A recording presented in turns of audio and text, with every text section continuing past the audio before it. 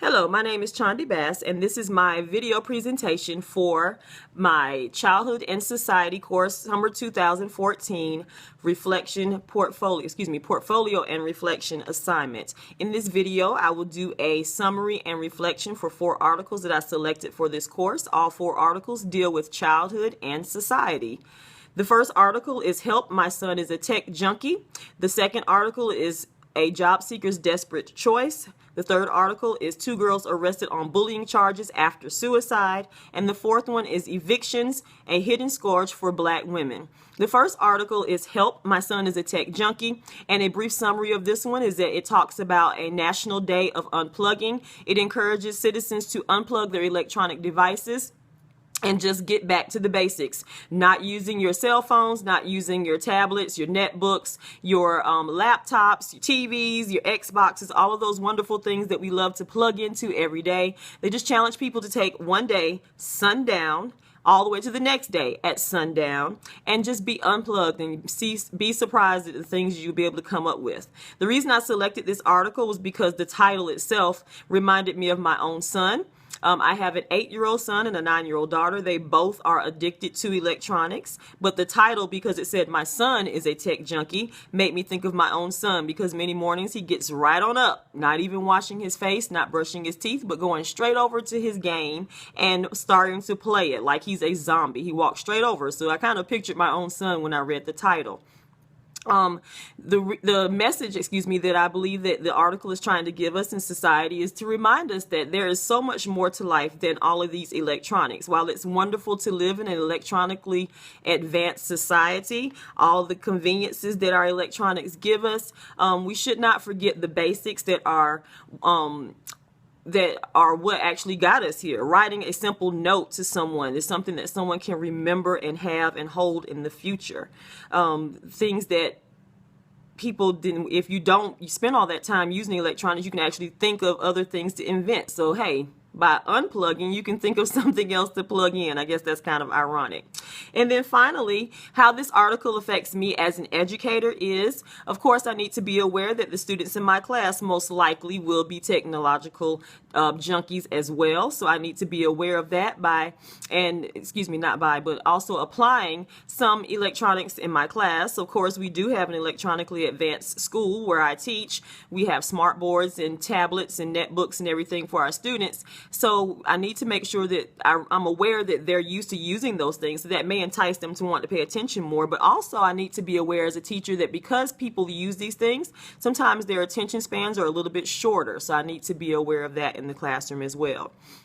The next article that I selected is A Job Seeker's Desperate Choice. This article, a brief summary, is discussing a woman who made the desperate choice to leave her 2 young children in a car in the middle of the afternoon as she went inside of a building for a job interview. She was not able to find childcare for her children, so she left her children in the car. She left the fan blowing in the car, cracked the windows, and left them there. The children were an infant. I think the article stated that the infant was 9 months old, and then also a toddler. The woman also had a 9-year-old daughter, but the 9-year-old daughter was at school that day. Now, ironically, the woman was hired for the job, but when she left the building, she noticed that her car was surrounded by law enforcement, and her children had been discovered to be left in the car. So instead of her actually getting the job, she was arrested. The reason I selected this article is because there's been a lot of news in the media lately about people leaving their children in cars, but this one stuck out to me because it was specifically about a woman doing this because she was thinking she was doing what was best for her children, which was finding work that could help take care of them. They were actually homeless at the time, according to the source, and she was making the decision to try to find better work to make a better life for them. So ironically, by trying to better their lives, the law actually stated that she was endangering their lives. I think the message that this article was giving to us as a society is that we need to be aware that we do have people who have to make desperate choices. And what can we do to help these people when they're making these desperate choices? Can we help? Can free childcare maybe be an option? There were people who probably did not even realize that this woman was in this dire need. You know, there's lots of movies that are out there and stories that are out about people who live in their cars and people around them are not even aware of it. As an educator, this story is important to me because, as I stated, the woman has a 9-year-old daughter, and she had taken her daughter to school that day. I wonder if the teacher was even aware that this little girl was having to live in her car. So that stuck out to me, the fact that she had a 9-year-old daughter, that daughter actually went to school that day. So I need to be aware of my surroundings, of the students who are in my classroom, and make sure that I'm trying to find help and resources for people if I am aware of those problems that could be happening, and make sure that I'm just being extra sensitive. The third article that I selected was 2 girls arrested on bullying charges after suicide. A brief summary of this one. There was a young lady who, I think she's 13 or 14 years old. She actually ended up committing suicide by jumping off of a cement tower after being habitually bullied by classmates. It started off as being bullying within the school and eventually led up to bullying over the internet, which is also known as cyberbullying. Her parents actually even ended up taking her out of school to get her away from the bullies, and that's when they proceeded to bully her over the internet, calling her names, telling her to drink bleach and just die, just all sorts of awful things. The schools actually really did try to intervene. Neighborhood officials tried to intervene and everything else, but unfortunately it was not enough to stop the little girls who were bullying her. So after she committed suicide, the young ladies who were bullying her actually were placed under arrest for bullying due to her suicide.